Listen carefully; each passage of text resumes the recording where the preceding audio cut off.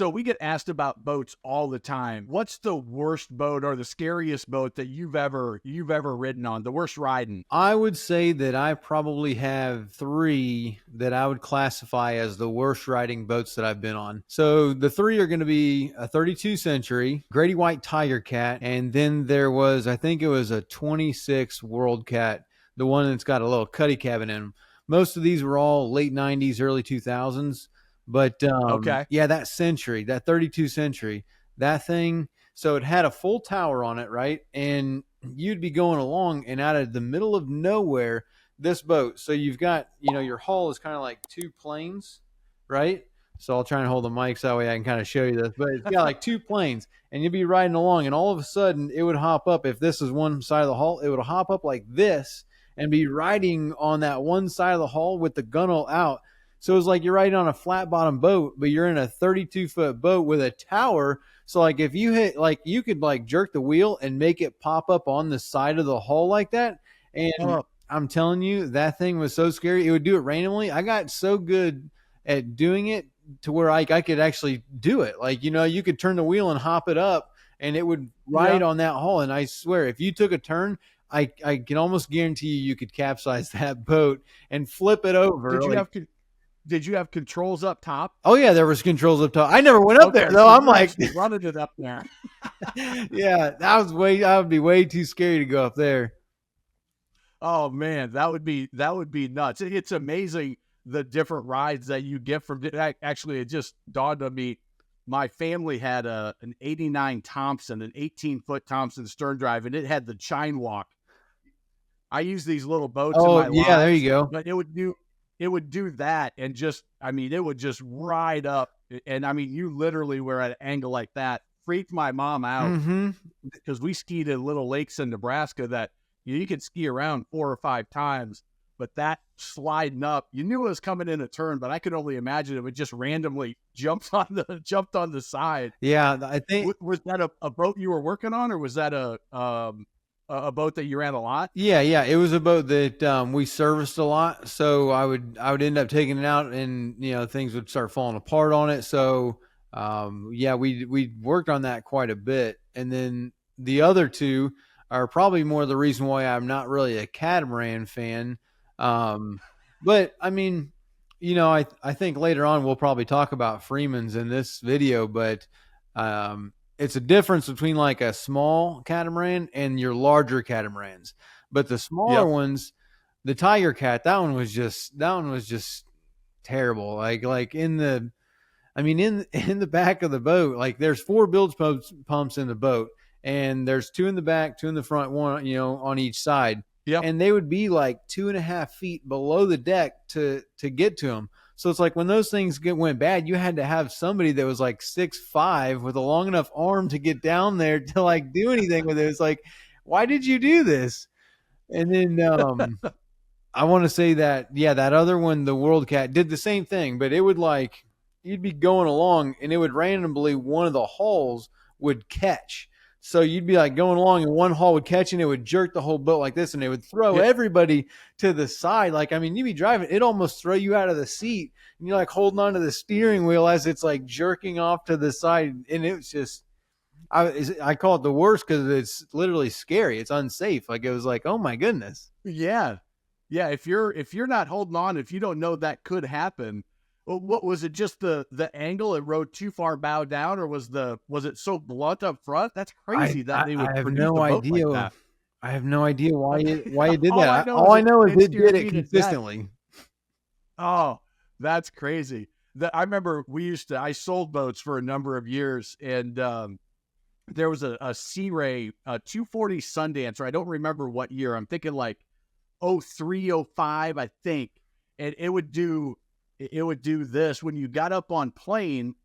As soon as you hit plane, it would fall off to one side or the other, depending on where the weight was. Oh, wow. If you put a little bit of trim in it, it stayed running like you wanted to. But, selling boats, you're trying to take them out there and showing them the lifestyle. They're first time boaters buying a 240 Dancer, and you get up and it fell off the first time. I was like, what is going on?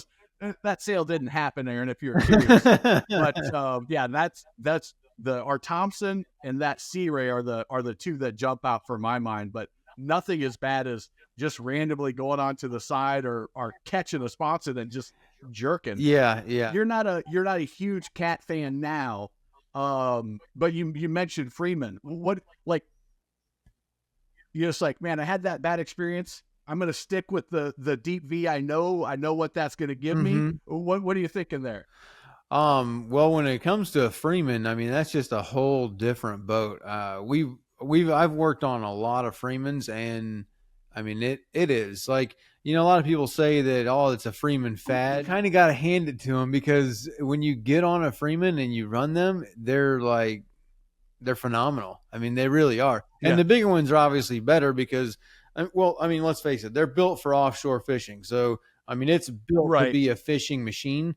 And like the bigger ones, when you're offshore, you're getting that boat from the top of one wave to the top of the other wave. So it gets up on top and it just runs. I mean, it eats like 3-footers. I mean, just 75 miles an hour, and it just hauls. Like it's really amazing. Like, so I really don't know.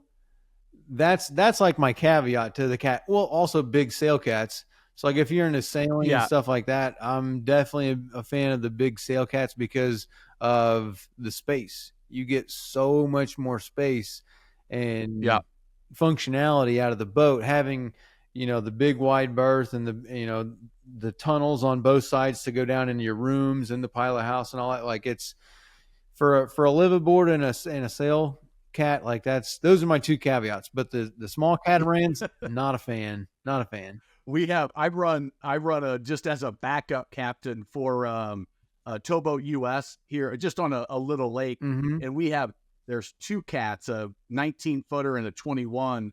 But I'm running them on Lake Wiley, which is 500 miles of shoreline. If it's rough, it's because a big cruiser went by, and I like running that boat. But if you get in the wake, I mean, you really bounce side to side with those, with the what am I? That's the word I'm looking for. The two holes. The two holes. Yeah, and that I don't care for, but it's a fine running boat. It's, I don't know, it's probably a early to mid 2000, maybe 2007, I would think.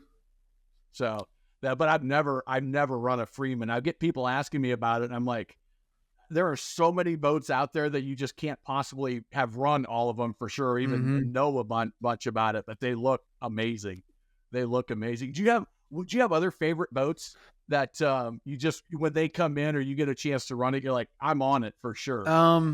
My favorite is probably a CV. I'm very big CV fan. That's probably my favorite. It all depends though, because different boats are different things. So like for the sailboats, the big sail cat, I like that. For offshore fishing, like it depends on what you're trying to do. CVs, definitely a fan. If you're trying to wakeboard, I'm probably a Centurion fan above all. Pontoon boat, I don't know. I haven't really been in the pontoon world lately enough to say this or that, so I don't think I have really a brand there, but you'll have to give me a little bit to think about that one, to throw one out there. You hit the nail on the head with one comment is, it depends on what I'm trying to do. Like, the more you're around boats, I think you realize there's no perfect boat. Like, I don't know. What are you going to do out? Who are you going to go out with? What kind of water are you in? All that stuff really makes a big impact on, Freeman is awesome, but if you're wanting to fish shallow, well, probably not great.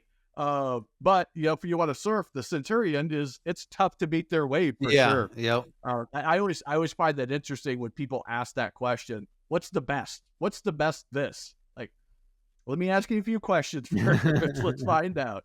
Have you run? I had a question on my channel about regulator. Have you run many regulators? Yeah, I think regulators are a good a mid-tier boat. Definitely.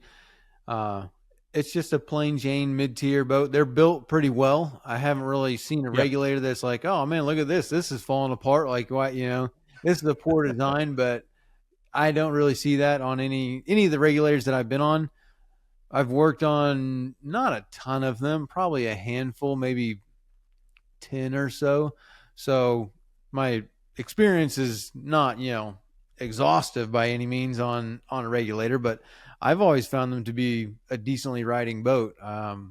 Yeah. And I think there's also a difference. You have to look at custom or semi-custom versus mass produced too. I mean, there's yeah. a significant price difference. And then you have to figure that into the equation of this is the best in that category, but it not only fits so many budgets. Yeah, yeah. Can you really For me, afford? like it doesn't fit my budget all the time to go with the best of the best. Yeah, yeah. Well, I would love to run a 44 Freeman, but can I really afford? Yeah, exactly. I liked your comment last week when you said, I like to go with an older boat and then just clean it up when I'm ready to sell it. Yeah. Get it all fixed up. But I just go out, use it, wash it down, do the stuff I got to do, but save that work till I'm getting rid of it. Yeah, absolutely. So you got the Grady Tiger Cat, the World Cat, and the Century.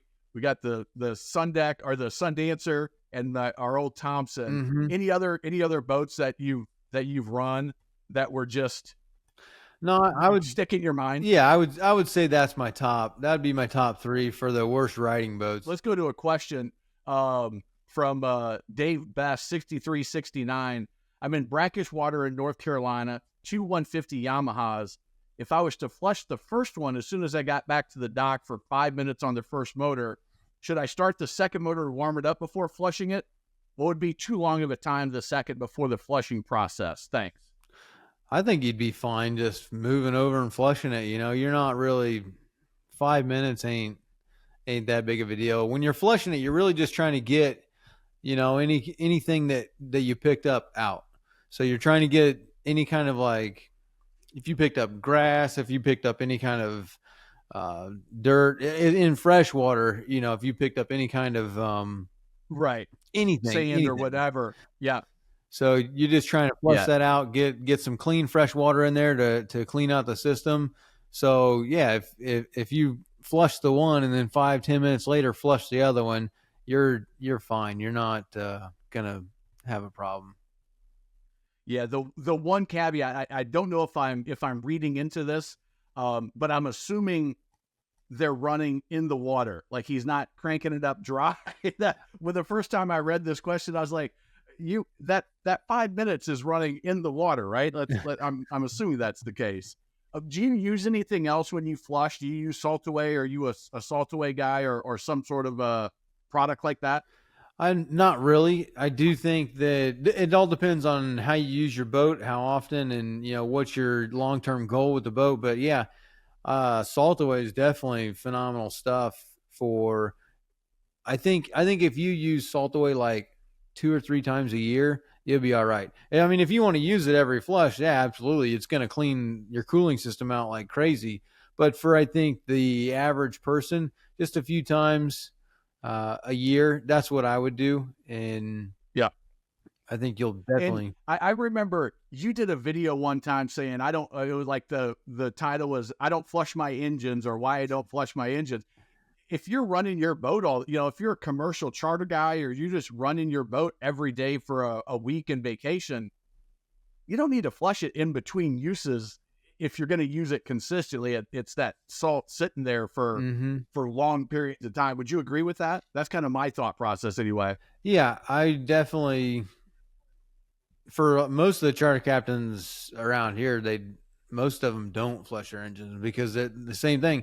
And I think a lot of charter captains too, they put so many hours on the engine that by the time they get enough buildup from the cooling from not flushing, by the time that becomes a problem, they've already worn that engine out anyway, and they're getting a new one. So it's like they don't even care about powering, baby. Yeah, but for the average person, yeah, if you're you go out on the boat in the morning and then you go fishing or whatever, come back and you're going to go for a sunset cruise or go to the sandbar later, you really don't need to flush your engine in between uses like that. You're not doing a whole lot. I mean, you're flushing stuff out, but I don't think you're going to see a massive impact on buildup in your cooling system. I always make that caveat. I did some content on how long should a motor last, like 1,000 to 1,500 hours. And I always say for pleasure boaters, yes, commercial captains, or if you run your boat every day, they can get 2,000, 3,000. I mean, 5,000 is not unheard of. No. But that's because they use it every day. It's always getting the service done. It's always got oil lubricating things. Yep. That makes a difference. Makes a difference in these motors. Like the story you told last week, the boat sits for a while, something seizes up, something's going to break, something's going to need to be some TLC. Oh, yeah. Rock fan. Starboard's definitely great material. Thanks for the great ways of showing multiple ways to use it. Where do you buy it? Where do you get your starboard if you're not getting it from your suppliers? Well, it depends on where you're at. So like down here in South Florida, like here in the Keys, it's a Home Depot. So you just go in there and buy a 4x4 sheet or 2x4 sheet, and it's pretty cheap. Wow. Compared to anywhere else. Other than that, there's a lot of places. Boatoutfitters.com is a huge supplier of starboard. I think the locality of where you're at is really going to determine what suppliers you've got near you. Other than that, for me, it's like I got a Home Depot. That's nuts to me. You could just run down to the hardware store and pick it up. We have a lot of boats in my area, but it's not at Home Depot. West Marine will carry it around us. Yeah, and you can usually go to a dealer and buy it from them, or somebody that has access to a distributor online. You can usually find it online. We offer products on our site, and we've got starboard. You can probably find it cheaper in a lot of other places if you can get it locally. Usually it's oh crap, I need some starboard to do this project the right way. You need it right now, right then and there. Yeah. So if you're in a big boating area, check the home improvement stores, but West Marine or a boating supply shop will typically have it. And I would say a dealer type place or service department would be the next most likely locally. And I forgot where I can get it at a reasonable price. At a reasonable price. Yeah, that also matters. That also matters. Yeah, you're kind of at the mercy of where you're at for the reasonable price. Everything's like, if you want it today, a lot of times it's gonna be something else that I was just thinking you might even be able to do is call, if you've got bigger marinas around you, you can call there, and depending on how big of a piece you need, if you just need a little piece, you can probably call in and be like, hey, I'm looking for a 4-inch by 6-inch piece of starboard. You got anything? Sell me for $20 or whatever. Yeah, I need some scrap. I need some scrap starboard. What do you got? Yeah. And here's I sold boats and was at a marina, and all the yard guys, they knew all the customers, and somebody was selling their boat. They'd be like, hey, Rusty, hey, Bram, here's some tubes and some life jackets, or we got new fenders. Here's my old fenders. And they would have a little side business where they could hook you up with some used product that, they just got from, there's just stuff laying around a boatyard or a marina that average Joes don't have access to. So that's a great idea. Go talk to somebody at a marina. They got a stockpile of something that's not valuable to them, but way cheaper for you, for sure. Yep. That's good. Yeah, I think there was a couple people actually talking about not using the little kickstand on the outboard as you drive down the road. And 100% don't do that. That's a bad, that kickstand is only for supporting your outboard. Like you trim it up, and then you put the kickstand down. You can trim it down. You can suck in your rams. You can do like service stuff. It's only meant for that weight. But when you're going down the road, that thing bouncing like this, it's just going to snap that kickstand off. You need to get, they call them transom savers. Transom savers, the things that you put in on the ram and then suck it down, and it sits on there. I think you probably see a lot more for the stern drive stuff, those ones where they put the drive down and it goes to the trailer, I think, on a lot of those, don't it? Yeah, you can hook it to almost where the 3 lights are on the back rail of the trailer that come up. We used to use the little clips that go over the cylinders. Yep. And then you would tighten them up on there. Just, that's a lot of load bouncing on those. And now, you talk about 20 years ago, and maybe there was a 90 or a 115. Yeah. But now you got a 250, a 300 sitting that bouncing around. Yeah. Putting a lot of stress on everything back there. That little kickstand deal, that's not going to support a whole lot for very long anyway. No, that's not for traveling. Not for traveling. Let's talk about, we were talking about different boat styles. I always find it interesting, the generations or the different boat styles as they go through different ownership changes. So we had some questions about, hey, what do you think of Mako? And my first thought in my mind is, well, is it the old Makos or is it the new Makos? What are your thoughts on Mako brands and the changing of, the business changes ownerships? Yeah. Sometimes they go totally different directions with their strategy. All they do, I had trying to think what year. I think my Mako was an 85. I had a 1985 21 Mako, put a full transom on it, the flotation bracket, had a 250 Evinrude Ocean Pro, and we ran that thing everywhere for like 3 years, and it was phenomenal. One of my, I would probably say top 5 boats that I had was that 21 Mako. Okay. We spent a lot of time at the sandbar on that boat, and they ride great. They really do. I mean, well, that's a super coveted hull type. You got to strip it out and probably got to redo the transom. But that, from what I understand, those Makos and that vintage were some of the best riding hulls out there. But you go to Bass Pro Shop today, and you look at a Mako. It's like you're looking at 2 completely different boats. Oh, they are. They're 2 completely different boats. Back then, the Mako was made in Miami, and I'm not sure what the family that was making them was, but yeah, it might have been late 90s, early 2000s when Bass Pro bought Mako, and they have turned into a production boat. And obviously, with the production boat, you're going to have certain years are going to be better, and certain models are going to be better. So, some of the models I'm not a big fan of, and other ones are pretty nice. So I always go, I mean, on my channel, I talk to a lot of first-time boat buyers. Right. And my opinion is it depends on what's important to you. If you've only got a budget, but you want the brand new warranty, you can go with the value entry-level boat. Right. There's, and if you're going to be running on an inland lake, you're not going to be taking it offshore into crazy chop or anything like that, and you're going to run it 10 times a year. Hey, maybe that's perfect enough for you, but just know there's going to be little ticky-tacky things that break. It's not going to be the smoothest riding hull you've ever been on, but it gets your family out on the water.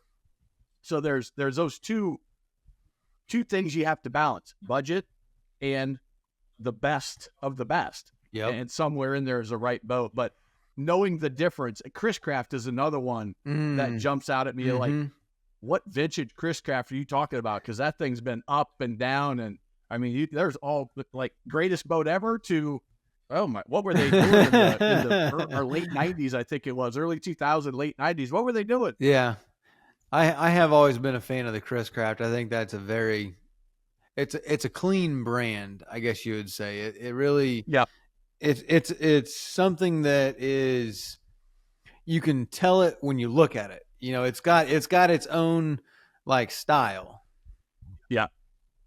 Yeah, they came back with the new, and now it's who owns it now? They just got sold. But anyway, yeah, that line, you go to a 1950 wooden Chris Craft and you put it up against a 2023 launch or something like that, and you're like, yeah, they're related. You can tell right off the bat. But it's really interesting to see what happens when a company gets sold. And does the boat stay like what at its roots? Yeah. Like the, Mako, they went a totally different direction. That's fine. But it's a different thing now than it was when you had, what'd you say, 89? 88? No, it was an 85. 85. Yep. Okay. Any other, since we're talking boat brands, you said that was one of your favorite, any other favorites that you had? I love or that that. you've ridden? I loved that Ocean Master that I had, and that the 34 Venture is all another favored, and I would say that's. I don't know. I've been on so many boats that it's kind of hard to pick like a favorite because my favorites aren't in my budget. Well, like I said, you've got both of those. You've got price and you've got favorites or quality, and a lot of times they don't. You got to make some compromises. Yep, yep. Um, We'll probably see. or be like you and have the skill set to be able to take old and make it into that fits your budget. You put your expertise and your labor into it. Oh yeah, for sure. I think we're also going to be seeing that too, like Yellowfin and I think Invincible. They both got sold to the same company, and I want to say they're like that. Talking about your different brands being sold out, I think they're moving production over to Mexico, and so it will be interesting to see how it pans out in the long run. Of Yep. Like with the Mako, the old Makos, and then they got sold. Now they're made by Bass Pro, and it's a production boat and not a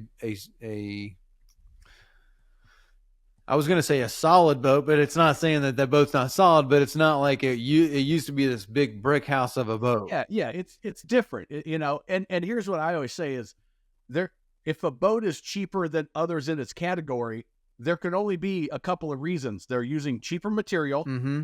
they're using less of the material, and they're using cheaper labor. Mm-hmm. Doesn't mean it's an unsafe boat. Doesn't mean Right. it's a boat you should never buy. It just means that it's not going to ride as well. It's going to have a few more things, that ticky-tacky things that break. Mm-hmm. If you're okay with that, that's fine. That's for everybody. My personal preference is I'm a buy higher quality used and put a little elbow grease into it, to get it where I want. You probably fall into that category with even more skills than I have. You could take something that doesn't run, doesn't float, can't hang a motor on the back, and you can bring that baby to life for a fraction of what you could buy something similar new. Yeah, that's generally what I do with everything I own. But let's move on to timing belts. So someone's wanting to know what happens if a timing belt breaks. So I don't know. All I know is it's not good. You asked that like I knew the answer, Aaron.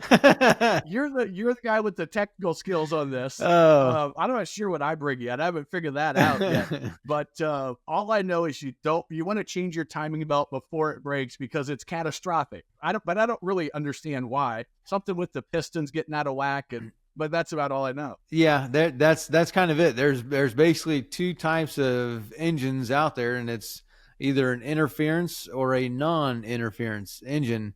And all that means is, like on a 4-stroke, you've got valves that open up to let fuel and air in or let exhaust out. And those valves will come down to open up. Now you've got a piston that's the engine, and when that piston comes up, either that piston will interfere with those valves or it won't. So if it's a non-interference and that piston comes up, and if it's off time, then it's not going to damage anything. Now, an interference engine, if you lose time and that piston comes up and those valves are open, it's going to smash the valves. They're all going, it's going to break the valve stems, and it's going to be catastrophic, like you said, because now you'll have pieces of metal all bounce around in there, scratching the cylinders and messing the pistons up. So if the timing belt breaks on an interference engine, it is a very, very bad thing. And if are there telltale signs of when that needs to be done, or just, hey, go to your manual, if it says change it at 600 hours or whatever, do it? Or are there some things that will be like, oh crap, I need to start looking at this? Well, if you start seeing like a lot of belt dust on the engine, so if you look in there and you see a lot of belt dust, like there's different pulleys and tensioners, stuff like that. So if you go in there and let's say the alternator or something is starting to get rusty and that's starting to shave your belt, that would be something that you should look into. Depending, most timing belts are built pretty rugged. I think a lot of them, like Yamaha's, a lot of them are 1,000 hours or 10 years. So there is an age limit on some of them. Although I do want to say that they no longer have an age limit on some of the Yamahas, but for a lot of them in general, 1,000 hours, 10 years. Obviously, it's going to be model specific, and like you said, you always want to check for your engine because there's thousands of engines out there. But I would say if one of those tensioners starts to go bad and it's starting to stick, if that thing locks up, it could shred the belt and do it. So just making sure you're looking at your pulleys, tensioner, stuff like that. Once it's getting up there, or if you start to see a lot of belt dust, look around and see what's that belt riding on that's actually creating all that dust, and if you've got a potential problem in the upcoming future, or if it's oh yeah, there's nothing, you're good to go type of thing. Yeah, because you can go from a fairly inexpensive maintenance upgrade to, oh crap, now I've got a worthless engine, and in the a couple of seconds, really. If it goes that quick. So 5200, can you paint over it? Can you, or do you paint over 5200? I wouldn't. I mean, you probably now Not me. If the question is, will paint stick to 5200? It might. I mean, it probably would, but I wouldn't paint over any kind of adhesive, silicone, something like that, because I mean, when you think about it, most of the time you're putting adhesive or sealant in something, you've got two sections that are riding together. And so let's say you've got, this is a section, this is a section. And if you put sealant in between that and then paint over it, those two sections, when the boat's going across the water, are flexing. Like the whole boat is always flexing as you go through the water. So if you paint over something that's two separate pieces and it starts to flex, it's just going to crack. And within a few times of going out, you're just going to, the paint's going to be cracking and it's going to be started coming up, so it's going to, the cracking leads to peel, and the peel leads to looking worse than if you just left it the clean 5200. Yep. Yeah. And I guess it depends on where you're putting it, but I would say, leaving it just natural is going to look better. All right. You have any idea where I could find a wiring diagram on a 95 Nitro, Rick Clune edition, if that matters to you? But if you're looking at an older boat and you need a wiring diagram, do you have a spot that you go to? I don't. That's probably one of the more difficult things to deal with whenever you're trying to diagnose something or working on an older engine. Is most people don't want to fork out $100 to buy a manual for an engine, and I'm in that same camp. I'm not trying to buy a manual. You have a stack of manuals up to the ceiling in 3 rooms. Yeah, exactly. So I'm really happy for most of the manufacturers have got everything online. I mean, most Yamaha, Mercury, all that stuff, if you put in the serial number, then you can get a manual. Problem is that all that stuff is all dealer specific. So you got to have an association with some kind of a dealership to get these manuals, or you got to pay the $100. And so I was trying to think of a place. I know there's one website, something Manuals Lib or something like that you might be able to find manuals, but I don't know of any real good spot to find them because it's that manufacturer product, copyrights. I think this is something people don't always realize is that 95 Nitro, or, pick the boat, they maybe made 500 of them. It's like, you would think the boating industry is this huge industry, but it's so segmented and fragmented that a boat that you love and you're like, oh, everybody's got one of these. If they made 500, that's a lot. That's a lot of boats. There's big manufacturer names that build 100 of that boat style a year. And people are like, what? That's crazy. When I first started selling boats, I remember them saying the number one selling 21-foot boat sold 1,000. I was like, the best of all of them sold 1,000. That's it. It blew me away. I had no idea it was that segmented, not small, but segmented. That's crazy. Yeah. So, nowadays, I think the bigger ones, like, I want to say like a Regal. Maybe I heard a Regal, they made like $3,200 in a year of a certain model or something like Mm-hmm. that. So it's like, yeah, that's a lot. Like that is a lot of Yeah. boats to be pumping out. I'm sure Boston Whaler's got a massive number like that. Yeah. And I'm sure Mako's got a big number like that because they're selling so many in Bass Pros. So it all depends on the boat. But you think about that compared to like, they roll out F-150s off the, Oh, that's yeah. probably Oh, 3 yeah. hours worth of work to turn out 3,200 F-150s or Yeah. something like that. That's in a week. It's wild. What's that? That's in a week. Yeah. Yeah. It's like, all right, we're done with those 3,200. Let's go. Yeah. What's next? All right, let's go to, was there another one that jumped out at you that we should talk about? I don't know. I think I was looking at one that says my Yamaha 50 has 4 cylinders, as my Evinrude only has two strokes or lighter, make more power, and are just better engines. My question, I have an E-Tech. Sadly, we hit a rock and blew up the lower unit. The power head only has like 70 hours. Should I repair it? Unfortunately, we already repowered our boat with a new 4-stroke. I wanted to say Evinrude, but we came to the idea we just need to repower it. Well, that's kind of a loaded question because it's kind of like, did you repower the boat or did you not repower the boat? Or Yeah. did you What's repower it actually and going on here? now you're trying to patch the E-Tech back together? Or I don't know.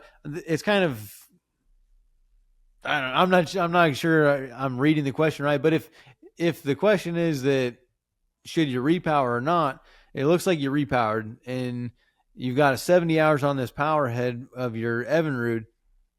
I don't know if SCI makes, I'm pretty sure SCI makes lower units for Evinrudes. I don't know about an E-Tech, but I would try and find lower unit to put on that engine, and then you can just sell it as a running engine now.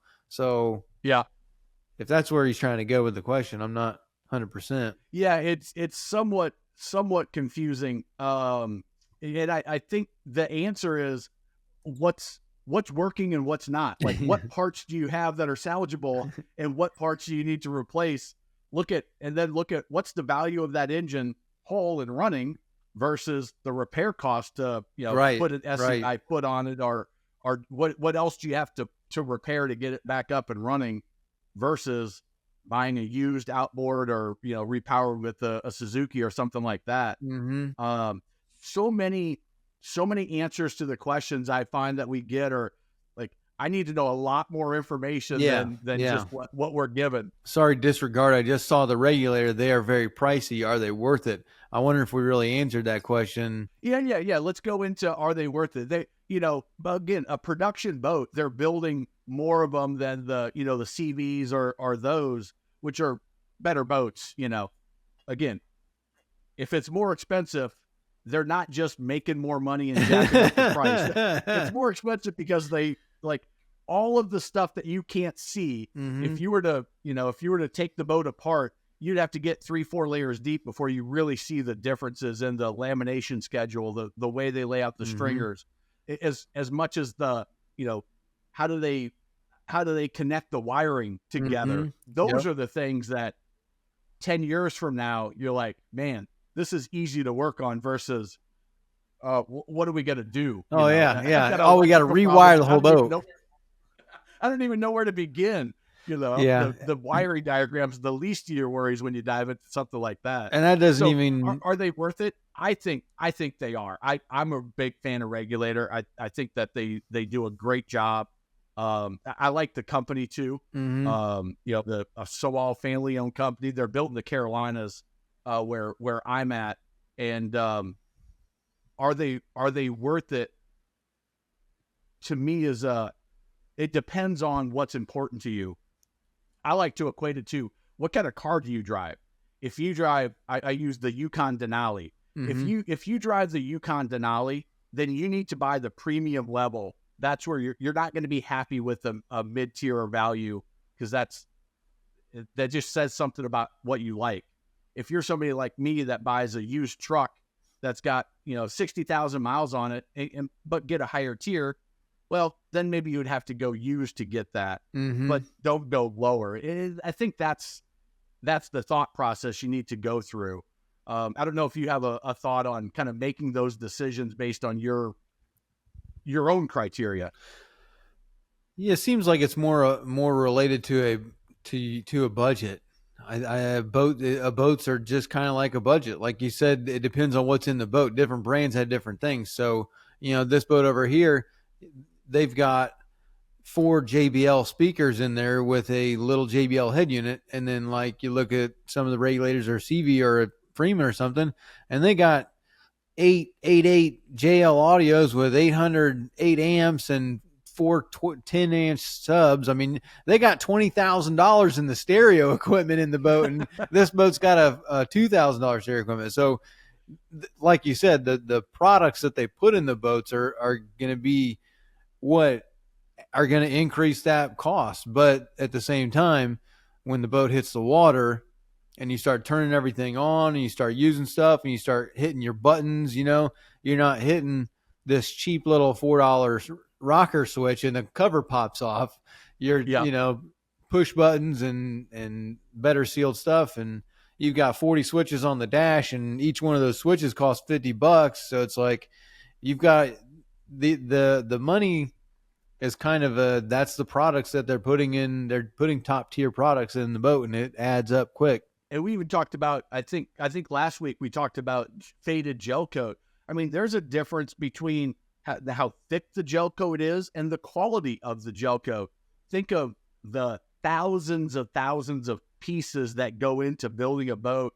And if each one is 20% more expensive because it's higher quality, that adds up to a $50,000 difference if you're talking about a, $120,000 to $170,000 boat in the same category. Right. And then are you gonna run it up and down the waterway? Well, then you probably don't need the best riding boat if you run it to go to the restaurants, go to the sandbar. But if you're running that baby offshore 30 miles to do some serious fishing, that quality and that better ride starts really makes a difference. Makes it more enjoyable.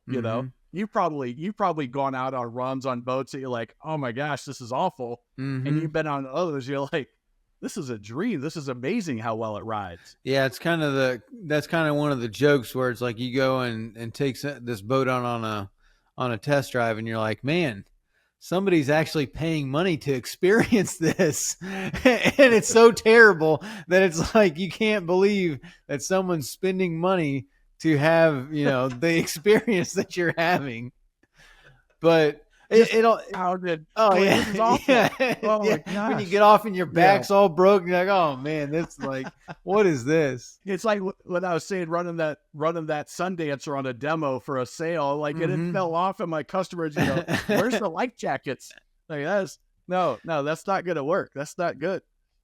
Yeah, it all depends on budget and preference. There's another one. Someone's looking at buying a 1964 Evinrude Sweet 16 with a 2-stroke engine and an OMC drive. Is this a good boat to buy, or do you think it might be trouble? It hasn't been run in almost 7 years. I mean, right out the gate, like red flag. Oh. Let's start with this. Let's start with hasn't run in almost 7 years. Take the engine, the specific engine out. Does that bother you as a regular consumer, not as a project boat guy, but as a regular? I want to buy this boat to run with my family. Does that concern you right out of the gate? Well, it depends on how it was stored. So if this thing was just put away, then yeah, 7 years is pretty concerning, because if they've got ethanol fuel in that boat, now you got a fuel tank full of water. Was the lower unit looked at? Did it get put away with water in the lower unit, and you're in a place that freezes and now the lower unit's frozen? Or same thing for the block. We're talking about a 2-stroke OMC drive, 2-stroke engine and an OMC drive. So 1964. You're talking about a boat that is almost 60 years old. 60 years old. Like, do you think it might be trouble? Well, it depends on what you mean by trouble.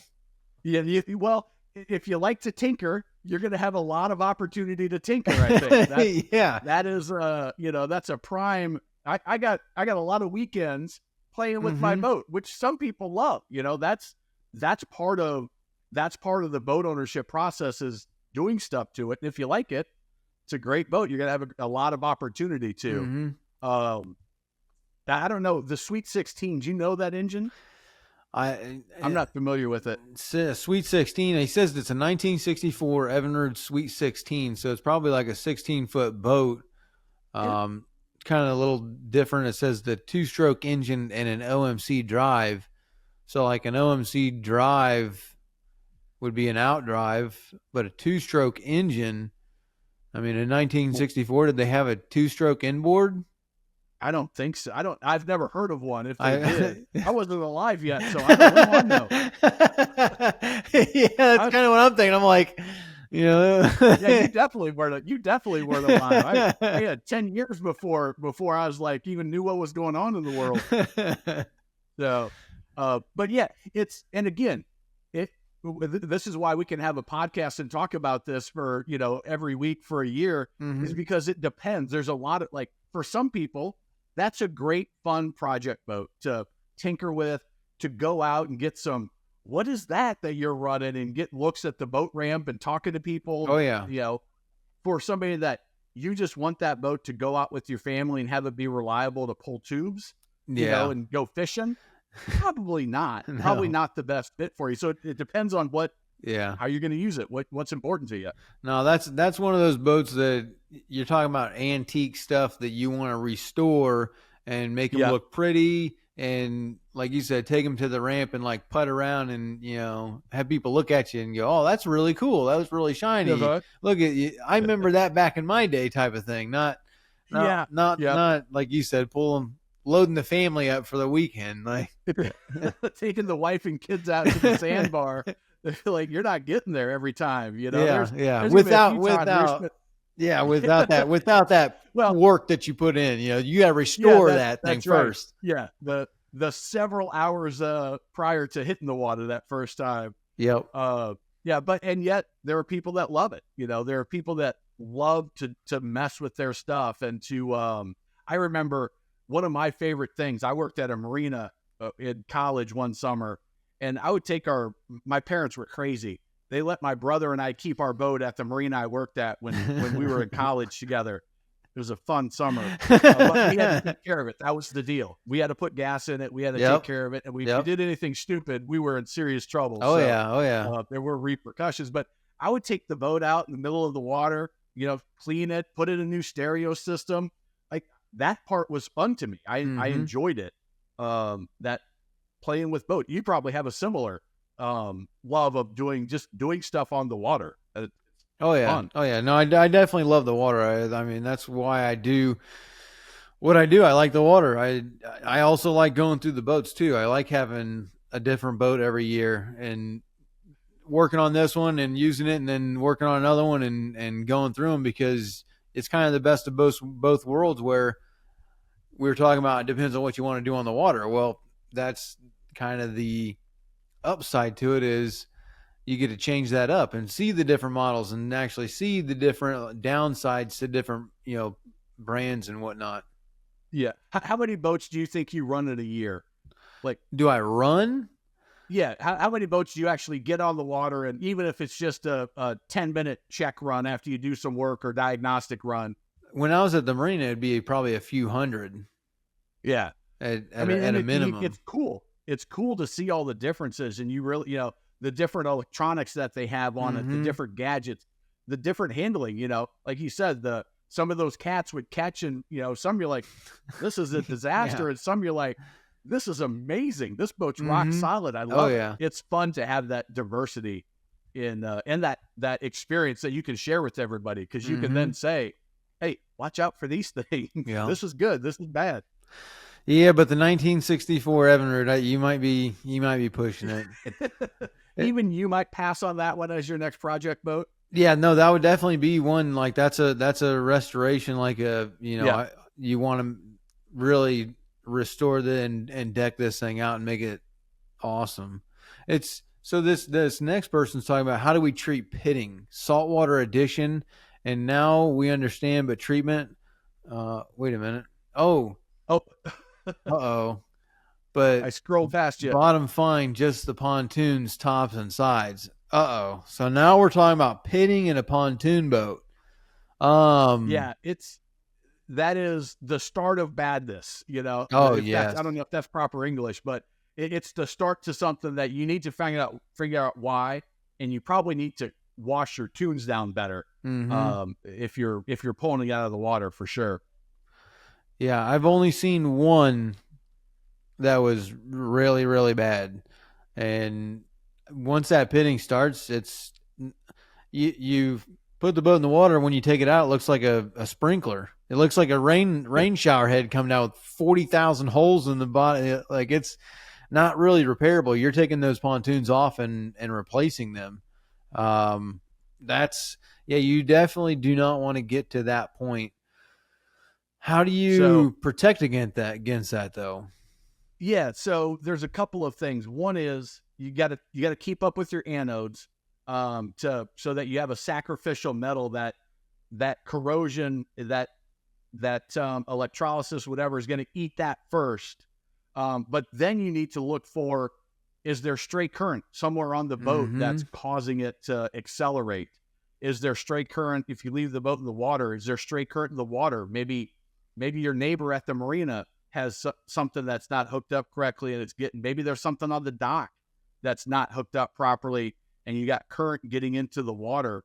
That's going to accelerate it a lot. And Mm-hmm. depending on, and I don't think it says what age the boat is, but if it's a newer boat, I would probably look towards that electrical issue, stray current somewhere, and Mm-hmm. try to isolate it there.